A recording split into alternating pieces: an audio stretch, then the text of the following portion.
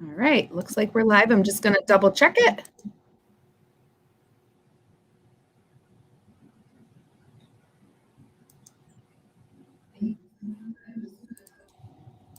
All right, we are up and running.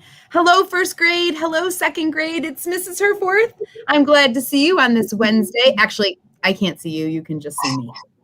But I am joined today by Daniel Jude Miller, and he just talked to our kindergarten friends and our pre-K friends, and you're going to love listening to him today. He's going to tell you some really cool things about his stories that I didn't even know, so I was really excited to hear it. So without further ado, Mr. Miller, do you want to take over? Yes, I do. And here's a fun fact for you. This presentation is going to be different than the first one. So there's new things. There's some. Awesome. There's a lot that's different. So if any of you have a brother or sister that's in the pre-K or kindergarten, they're going to tell you things that you didn't hear, but you're going to be able to tell them things that they didn't hear. Okay, so let's get started with a lot of fun things that we have to talk about. My name is Daniel Jude Miller. And I'm not that far away from you right now. I'm about a half an hour or so away down the road in Binghamton, New York. And I am a person that makes books. I make all sorts of books, picture books, chapter books. I'm even making some middle grade novels now. We're going to talk about how I do all of these things, and I'm going to share it with you. But before we get to the books that I make, I always start every presentation with this book here, which is super important to me. Even though I had nothing to do with it. I did not create this book. This book was given to me by a student named Milan. He gave this to me at an author visit a long time ago, and he told me that he wrote this story all by himself. It's called Pete and the Acorns, and it's about a chipmunk and a lion that go on a quest to find a king. He then told me he did all the drawings for this book by himself. And then when he was finished with that, he went on a little website you might have heard of before called Amazon, and he had his parents help him order one box of his very own story. He gave a copy to all the friends in his class, and he gave one to me. Now, here's why I think this book is so important. Because when this boy Milan created it, he was in the first grade. It is a true story. Milan did these drawings all by himself. He did all the writing, and then his parents helped him put his book on the internet for sale. Okay, and that's important. I want you all to remember this because it means that if I can make books, and it means that if Milan can make books, then that means all of you can make books right now. You don't have to wait until you're old like I am. You don't even have to wait until you're finished with school. I meet students all across America that are creating their own stories now. And maybe some of you are as well. If that's true, then that's awesome. But if you have never tried to make a book, then hopefully by the time we're done here today, after I've shown you how I do it, hopefully that will give you the tools you need to begin. All right, so let's get going with all the people that work at my company. All righty, so at my company, we have this guy. He's the author, and he's in charge of writing all my stories. And we have this gentleman. He's called the illustrator. He's responsible for doing all the pictures for the books. And we have this fellow. He's called the designer. And his job is to take the pictures and the words and put them together to make the page. And I know what you're thinking. All of these people look like the same guy. And you would be correct, because they are. They are all me. I have to do all the different jobs that need to be done to make a book. Anything that I need to do from the beginning all the way to the end is my job. But that's not true about most of the books that you see in your library. When you see a book in your library, most of the time, one person wrote the story, a second person did the pictures, a third person put it together, a fourth person made the cover, and sometimes there's even a fifth and a sixth and a seventh. And they all work together as a team. And that's fine. That's one way to make a story. Maybe you like to write, but you don't really love to draw. So you can find someone who does, and the two of you can partner up, and together you can make that book. Maybe you like to draw, but you don't think you have a good idea for a story.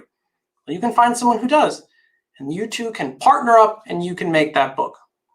And I want you to know also that it is very possible to do all the jobs by yourself. And that's how I do it. But I didn't always do it. In fact, I started with only one job. A very, very long time ago, my favorite thing to do was draw. And I started drawing when I was in around kindergarten. And I can prove it because my mom took some pictures of me making my first pieces of art, and I'm going to share them with you now. I believe this first one is me from the 2nd grade. Back then, I used to like to do finger painting. That's my cat, Puma. This next picture is me from, I think it's around the 1st grade. A little art advice: if you like making rainbows and you want to do it real fast, put all the crayons in one hand and you can do it in a single motion. Now, this next photo is very embarrassing, but it is also the first picture ever taken of me making art. So even though it is embarrassing, I'm going to show it to you anyway. Oh my goodness, it is so embarrassing. It is also so fake. Okay, that's my real head, but that is obviously a cartoon body. But I did bring real pictures that I want to show you, the real things that I used to draw when I was around the same age as most of you. I used to draw things like helicopters and airplanes. I loved drawing dragons and dinosaurs. Sometimes I would imagine stories in my mind, stories about knights and skeletons and how they might fight each other in outer space. Every once in a while I would get fancy and I would do pastel drawings. Pastels are those chalky, messy crayons that get on your fingers and sometimes on your clothes. And I was practicing all the time. I started doing sports cartoons. Eventually, I was creating my own characters. This guy here is a ninja dinosaur. Ninja dinosaurs need people to fight. So I created a whole army of enemies for him to do battle with. And the more that I was practicing, the better I was getting. So I'm going to tell you now, if any of you like to draw, I'm going to give you the only 2 pieces of advice you'll ever need to become a better artist. Okay, this is all you'll ever need. Number 1, if you practice drawing a little, you're going to get a little bit better. But if you practice drawing a lot, you are going to get a lot better. I guarantee it. There are no secrets, there are no tricks, and there is no magic involved. The only way to become a better artist is by practicing and practicing and practicing some more. And that's what I was doing, because at that time I wanted to be a comic book artist. And if you look really close at this picture of Batman, you'll see in the middle, it says that I was 12 years old when I did this drawing. And that brings us to our second piece of arted advice. Everyone asks me if I traced this drawing, and I did not. I have never traced a drawing ever in my life, and I will tell you why. Because when you trace things, you don't learn anything. It's okay to copy from a magazine or a book or a picture, because when you copy, you make mistakes. And when you make mistakes, you learn how to correct those mistakes. And that's how you become a better artist. When you trace, there are no mistakes, so you don't learn anything. So then I went to a special art school. And when you go to art school, you get to make art all day long. You get to paint and sculpt. You get to use cameras and computers, and they teach you how to do more complicated pictures like this. And every morning when I would go to class, they would give us an idea. And it was our job to do the drawing for that idea. So on this morning, they told us that we needed to invent a superhero that got all his powers from a strange source. So I invented a hero that gets all his muscles whenever he drinks coffee. I know, it's very, very strange. Okay, but that's how art school works. Every morning they would give us an idea, and it was our job to do the pictures. And these here are the last 2 drawings I did before I graduated from that art school. And they look very different, and I'll tell you why. It's because I had gotten rid of all my paint and all my brushes, and I had decided that I would do all my coloring in the computer. And in a second, I'll show you how I do that. But now I was finally a real artist, And I had my dream job there in the Empire State Building in New York City. I used to work all the way, almost at the top, on the 65th floor. And I worked for a company that needed me to do drawings like this, things about business and money, things about companies that they would put into newspapers and magazines. They needed drawings about vacation, drawings about medicine, drawings about insurance. Boring. So here I was, I had practiced and practiced and practiced drawing so much, and I wanted to be a real artist. And when I finally became a real artist, they would never let me draw fun things like aliens or skeletons or spaceships. They would always make me draw things about insurance. So then I decided I wanted to become a writer. I wanted to teach myself how to write stories. And I say teach myself because I was already an adult when I decided to become a writer. Okay, so no teachers were able to help me. I was going to teach myself how to do it. And we all know that we are told in school that there are 3 parts to a story: a beginning, a middle, and an end. When I first started learning how to write, I had just seen the Goosebumps movie. And if you ever see the first Goosebumps movie, at the end of that story, the author of those books says that a really good story has a beginning, a middle, and a twist. And I like his version better. I'll tell you why. It's because the ending is the most important part of your story. That's the part that people remember. That's the part they tell their friends about. And that is the part that makes them want to read your next book. So here's a fun fact. Every story that I write backwards. I write the ending first, and then the middle, and then the beginning. The ending is so important, I need to make sure it is totally perfect before I write any of the other parts. But no matter what I'm writing, it always starts out like this: a big pile of sloppy, messy notes. They're all messy, everything is spelled wrong, there are X's and arrows, and it's all okay. Because when I'm first thinking of an idea, it's okay if it's messy because no one is supposed to see this. And then I write it again and again and again. Sometimes my stories take 20 different tries before they're finally finished. And that is normal because every book in your library was written over and over and over again. Because every time the person was writing it, it would get a little bit and a little bit and a little bit better. Now I want to show you how I do the drawings. Okay, the drawings are a very fun part of doing the book, but they're actually the harder part of doing the story. Okay, the drawings start like this. They're called sketches. And this is a blob from my monster book. And when I do sketches, those are little drawings that I do with my regular plain old black Sharpie marker. Nothing special or nothing fancy. Okay, I use a regular marker and I try to figure out what my character should look like. Sometimes I have to decide how many eyeballs he should have. And when I like my character, I put him into the computer. I have what's called a scanner. A scanner is like a copy machine. I put my drawing on the glass and the scanner copies it into the computer so I can do all of my coloring. Because remember, I said I threw all my brushes away. So I start by coloring in the background. And when the background is done, I do all of my characters. And when the characters are finished, I do special effects, which for the monsters book, it's the ghost fog that comes when a monster arrives. And then I start the next page. And it's always the same. No matter which page it is, it always gets finished the same. I do my drawings with my regular black Sharpie marker. And then I put it into the computer. Once I like my dragon, he goes into the computer. And once he's in there, I can start by coloring in the background. And then I can color in the characters. And when the characters are done, I can add the special effects, the ghost fog that arrives when the dragon comes. Okay, so every artist makes art a different way. But for me, this is how every page from every book gets completed. So I want to talk about my monsters book a little bit because I want to tell you where I got the idea for it.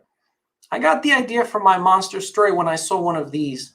It's called a manhole, and those are those holes they cut in the street that go down into the sewer. And sometimes in New York City in the winter, steam will come out of them. And that made me think that it looked like the smoke from a dragon's breath. So that's where I got the idea for this story. And I want you to remember that, because sometimes you all can find really good ideas for a good story if you just look at the things you see during your day, or maybe even sometimes the things that you hear. So what I did was I wrote my story, Monsters in Manhattan, after I got the idea for a dragon living underneath the street. And we don't have time to read the whole story, but I want to tell you a little bit about it. It's about a boy named Mike. And Mike is very excited because it's time for winter break. And he's going to have an entire week off from school. But he also has a big problem. His cousin, Mary Lou from Kalamazoo, is coming to visit for the holidays. And Mary Lou is the worst thing that a person can be. Unfortunately, Mary Lou is a bully, and she's come to ruin all of Mike's week off from school. So he has only one choice. He needs to go to New York City, show her all the tourist attractions, but also show her the monsters that live there and hopefully scare her away. So they go on the train where they meet trolls with their long fingernails that they use to hang on the outside of the trains. And they meet a two-headed goblin that has a long, sticky lizard tongue that he uses to try to snatch everyone's lunch. And they meet a blob. A blob lives at the museum where they keep the dinosaur bones. Blobs don't have any bones, so he waits there and he hopes that some of them might fall into his slimy, sticky body. And they go to the place where they put the big Christmas tree every year. And there's a giant that comes to steal the giant star off the top of the giant tree so that he can make giant earrings for his giant wife. Maybe fairies that live on the bridge. And the fairies are actually pretty nice, but you have to watch your fingers because sometimes they can bite. Now, I didn't show you all the characters in that story, but I want to talk a little bit about ideas, because when you get a good idea, sometimes it'll start really, really small, but then the idea starts growing and growing and growing on its own. And that's what happened to me, because I only planned on writing one monster book, but accidentally I wrote too many characters, so they couldn't fit in only one story. So I had no choice. I had to write a second monster book. But this time, it was the summer, just like right about now. It was the summer, and Mike was really excited because he was going to have 2 months off from school. But he also had a bigger and sweatier problem coming. It wasn't Mary Lou again. It was her brother, Jimbo Joe. And Jimbo Joe heard what happened to his sister around the holidays, so he's come for revenge. But Mike has a plan. He's going to bring Jimbo Joe back to New York City, show him new landmarks, and hopefully scarier monsters. So they go to the Museum of Art, where they meet a goblin that tries to pull people into the paintings. And they meet zombies that drive on the bus thinking about big, delicious brains. And they meet vampires. Normally, vampires would try to suck your blood, but not in my story. In my story, the vampires just want a bite of your pepperoni pizza. And they meet a sea monster, the biggest of all the creatures in New York and the champion of both rivers. And eventually they meet a mummy that gets woken up by the 4th of July fireworks. But like I said, ideas can start really small, and then they grow and they grow and they grow some more. And that's what happened to me, because now there will be 2 more monster books that will come out next year, a part 3 and a part 4, because they are already written, but none of the art has been done. Okay, when I have to do both parts of the job, I have to write the story and then I have to do the pictures. Both jobs are fun, but the drawing takes much, much longer to do. So both of these stories are still waiting for the pictures. But some of the characters that are coming, there will be a clown that dresses like a ballerina, and there's a one-eyed pickle.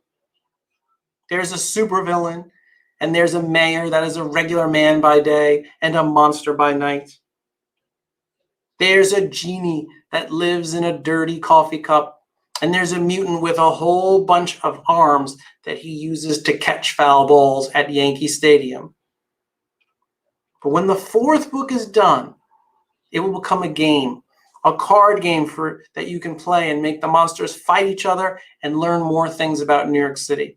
So I want you all to remember that. I never expected that little idea that came from the smoke to become 4 books, a website, and a game. I never expected that. So sometimes you might have a little idea that gets bigger and bigger and bigger. But I want to talk for a second about this book, Halloween Boy and the Christmas Kid, because this is another great place that you can get ideas. Sometimes you can get ideas from the people that you know, okay? Look around at your parents, your brothers and sisters, your teachers, your friends, maybe even your pets. If you look at all of these people, one of them might make a good character for a story. And that's what happened to me, because my son is very special. He was born in the same hospital and on the same day as his best friend. It's true, they share the same birthday, but they share nothing else, because my son loves Halloween more than anyone in the world. He has spiders on the ceiling and ghosts on the wall and a little graveyard that he even built in his room. And he leaves his decorations up all year round. He never takes them down. But his best friend with the same birthday, he doesn't like Halloween at all. He loves Christmas. He loves it so much that he has a Christmas tree decorated in his bedroom 12 months out of the year. Okay, so this story is 100% true. And I'm going to show you a little bit about it, but I want you to remember that this story is about 2 real boys and that everything that happens in this book actually really happened to them. Like I said, this is my son's bedroom right now. Not at Halloween time, right now. He has that little graveyard and all those purple shiny spiders hanging from the ceiling. It is a very spooky place. And there they were when they were born on the same day and in the same hospital, but they didn't know each other at the time because they were just tiny babies. And they went to the same school, and they didn't know each other yet. And they didn't realize that they had already met one other time. And they were both very nervous because they didn't have any friends. But once they realized that they shared the same birthday, they became instant best friends. But I really believe that back at that hospital, one boy must have been touched by the haunted hand of Halloween. And I believe the other boy must have felt the festive finger of Christmas, because these 2 boys are thinking about those 2 things all the time. Each one of them has a closet, and both of them are filled with all sorts of things. My son has costumes and weapons and masks, but the Christmas kid has none of those things. He has decorations and snow globes and Christmas sweaters. And every day they go to school together. They eat breakfast, they eat lunch, and they play after school. But my son is always talking about scary movies or vampires or Frankenstein. And his best friend, the Christmas kid, is always counting down to how many days before Christmas begins. And every year we have a party for them around their birthday, and we decorate half the cake with spooky, scary things and the other half with festive Christmas decorations. And everyone always asks me, if everything is true in this story, does my son really cut the cake with a chainsaw? No. That is the only part of this entire book that did not happen. He does not cut the cake with a chainsaw because nobody wants to eat cake that was cut with a chainsaw. But I will tell you that he has a toy chainsaw that he spray painted so that it looks real, and he uses it with some of his spooky clown costumes. Okay, before we get to that, I want to tell you one last thing about the Halloween Boy. Okay, the Halloween Boy book has a secret. Actually, all my books have a secret in them. Okay, I like to add little games so that when you read the book the second time, you have something that you can look for. Now, that book is about Halloween and it's about Christmas, and those are both great holidays. But I didn't want all the other holidays to go missing. So if you see this story next time, it will be your job to look and see if you notice any small, tiny characters that have snuck into the pictures. Okay, if you look on this page, and you look over on the side where the Christmas kid is, all the way at the top, almost by his hat, you'll see there's a little Cupid. Okay, the little angel for Valentine's Day. Okay, a little Cupid snuck into this story. If you see this book again, it will be your job to find the Easter Bunny and the leprechaun for St. Patrick's Day and the turkey for Thanksgiving, the mom and the dad for Mother's and Father's Day. There's even a groundhog for Groundhog's Day. So when you see this book the next time, it will be your job to find all those little characters. The last thing I want to show you is super important, especially at this time of year. Okay, on my website, if you go to this page, it's called the Page O Fun. You will find there are all sorts of fun things to do there. There are videos, there are games, there are coloring sheets you can print out. But way at the top, there's the most popular project of all my projects. It's called the Homemade Monster Project. And I'll explain how it works. The Homemade Monster Project is really easy, and it's something fun that you can do on a long weekend or over the summer. You go around your house and you look for anything you don't need, things that are going in the trash or things that are going to be recycled. And you gather those things up and you combine them with paint and markers and sparkles and googly eyes, and you create your very own monster. So I'll show you a few examples of some monsters that were sent to me. Here's one that was made out of a tissue box. He has Christmas decorations for angry eyebrows. Here's another one that was made out of a cereal box. He has a funny little mustache and ping pong balls for eyes. This next one was made out of a paper bag. She has ribbons for hair and cups for arms. And this last one is one of my favorites. He's a little zombie. He's made out of cardboard boxes. He has a tiny cardboard hat and shoelaces for hands. Okay, so if you try this project, you have to remember that I have two different jobs. I'm both the author and the illustrator. So the illustrator or the artist in you is going to create the monster, but the author or the storyteller in you is going to give that monster life by giving him a name or giving her a name. And you're going to give them the name, and then you're going to give them a story. I want to know, what does your monster like to eat? Where does your monster live? Does your monster have any friends? Is your monster afraid of anything? These are all good questions that you can think about once you've created a creature. But the best part is, if you make a monster and you write a cool story for your creation, I want you to have your parents or your teacher take a picture of it and send it to me. They'll help you send the monster to me so that I can put it on my website and share your amazing creation with all the other schools I go to. So if you're looking for something to do on a rainy day or even over the summer, it's a great project to make your very own monster, and then just make sure you send it to me. So now I'm going to come back to you, and we have a couple of minutes. If you have some questions there for me, I would love to answer. I was on mute. Let's do a few questions then. We just have a couple. I have some from our second graders. One of the second graders asked, what was the first book you ever wrote? And maybe you said it and I missed it. No, actually I didn't. The first book I ever have written was a book, you can only find it on my website. It's called Ear, Claw, and Eddie. And it's a book about a man who one day wakes up and he finds there's a big purple monster sitting on his head. He doesn't know where it came from, and he doesn't know how to get rid of it. He only knows that he has to go everywhere with this new monster.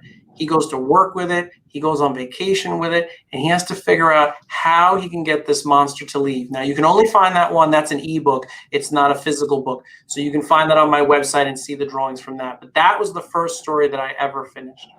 Awesome. How long does it take you to write and illustrate your books, usually? All right.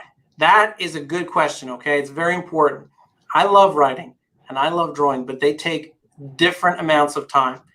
It takes me about 4 months to finish one story. Now, remember, the reason it takes that long is because I have to write it again and again and again. I have to keep improving it and sharing it with people that help me make it better. So it takes 4 months to write the story.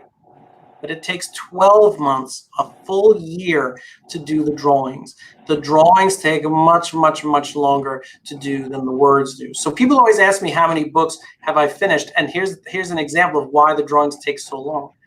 I have finished 6 books that you can buy and you can read, but I have 15 more stories on my computer that are totally written, but they're waiting for the pictures because the pictures take much, much, much longer. It's true. Wow. That's amazing. Wow. It's very interesting to hear that the pictures take longer than the words, because I think maybe it's just me, but I would think that the words would take you longer. So it's interesting that the illustrations are what take you so much time. No, I don't have it here now, but normally, right? So when you have a book, remember I showed you how I do those sketches. Okay, I have to do a lot of little sketches. So if you have a book like this, okay, look how skinny that book is. It's only that big.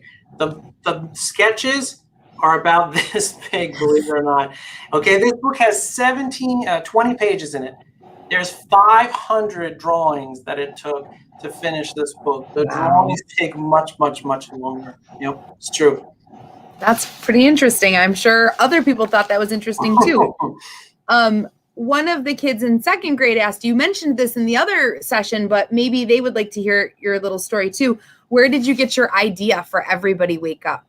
Okay, so the idea for Everybody Wake Up came where I was at a friend of mine's house, and I was there for lunch, and that friend had a tiny, tiny brand new baby. She also had a little girl, and I was talking to the mom while the baby was sleeping, and I watched as the little girl snuck across the room, climbed up on the top of the crib, and for no reason at all, just yelled, "Everybody wake up," right in the baby's face. And the baby obviously woke up crying, and the mom was really mad, and I was laughing.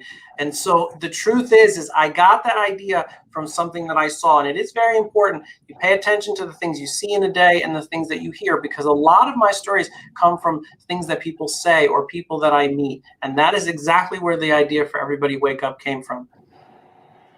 Very good. So we'll finish with one last question that I thought was a good one. What is your favorite book in the whole world? So it doesn't even have to be yours. It could just be any book that you love.